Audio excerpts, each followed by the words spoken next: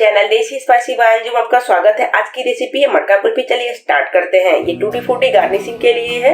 ये बादाम कट किया हुआ है, ये काजू कट किया हुआ है, ये चीनी है, ये इलायची क्रश किया हुआ है। 2 ब्रेड मैंने यहाँ पे लिया हुआ है, 2 चम्मच मैंने कस्टर्ड पाउडर, 1 चम्मच मैंने यहाँ पे कॉर्नफ्लोर लिया हुआ है, 2 चम्मच यहाँ पे पेस्ट मैंने बादाम का पीस के रखा हुआ है। उसके बाद एक ग्राइंडर लेते हैं, सबसे छोटी वाली पार्ट ग्राइंडर का हम लेंगे। उसके बाद यहाँ पे 2 ब्रेड को इस प्रकार से तोड़ के हाथों से इस पर डाल के ग्राइंड थोड़ा सा कर लेंगे, बिल्कुल आराम से ग्राइंड हो जाएगी। हम इस प्रकार से आपको दिखाएंगे। मैंने यहाँ पे रोस्टेड दिखा था, मैं आपको दिखाऊंगी इसको किस प्रकार से रोस्टेड करना है। पहले इसको मैं दिखा देती हूँ। इसका मिक्सचर सबसे पहले तैयार करके रखना होता है कुल्फी का। इसमें हम बादाम यहाँ पे डाल दे रहे हैं कट किया हुआ जो है।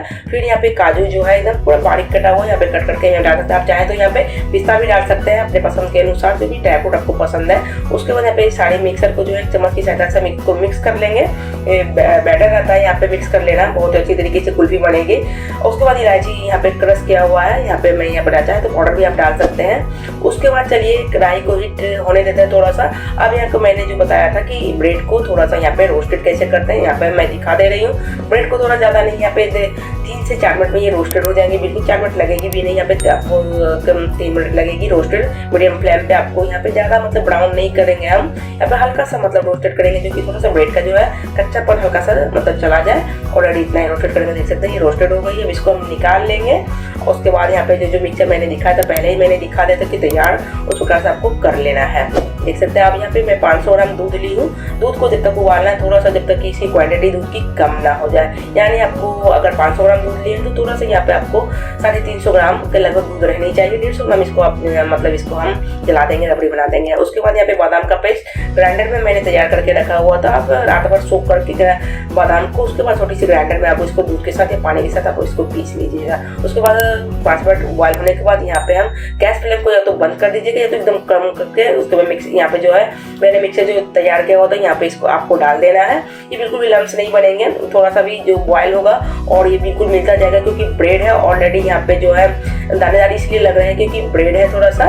उसके बाद यहाँ पे जो ड्राई फ्रूट कट किया हुआ है वो यहाँ पे है, थोड़ा सा क्रंची फ्लेवर, बहुत ही अच्छी आपकी कुल्फी आपको ये बनने वाली है। इस प्रकार से आप थोड़ा सा अगर आपको लग रहा है कि लम्स इसमें बन गए हैं तो इस प्रकार से आप इसको मिक्स कर दीजिएगा। बिल्कुल अगर हम थोड़ा सा देख सकते हैं कि जब बॉयल आना स्टार्ट होगा तो ये धीरे धीरे ऑटोमेटिक ही हो जाएगी। फिर यहाँ पे चीनी हम यहाँ पे डाल दे रहे हैं। चीनी आपको यहाँ पे 75 ग्राम यहाँ पे डालना है। आप थोड़ा सा अगर थोड़ा सा मतलब आ जाए 1 चम्मच या 2 चम्मच आप घटा या बढ़ा सकते हैं। उसके बाद यहाँ पे डाल के देख सकते हैं थोड़ा सा, अगर इसको जब तक ये अच्छी तरीके से पकेगी बहुत ही सॉफ्ट ये बनेगी। और थोड़ा सा बादाम और जो आप ड्राई फ्रूट इसमें डालेंगे उसकी वजह से बहुत ही क्रंची आपको जब खाएंगे मटका कुल्फी तो बहुत ही क्रंची, मतलब टेस्ट बहुत ही अच्छा आने वाला है। इस प्रकार से आपको इसको इस प्रकार से करते रहना है।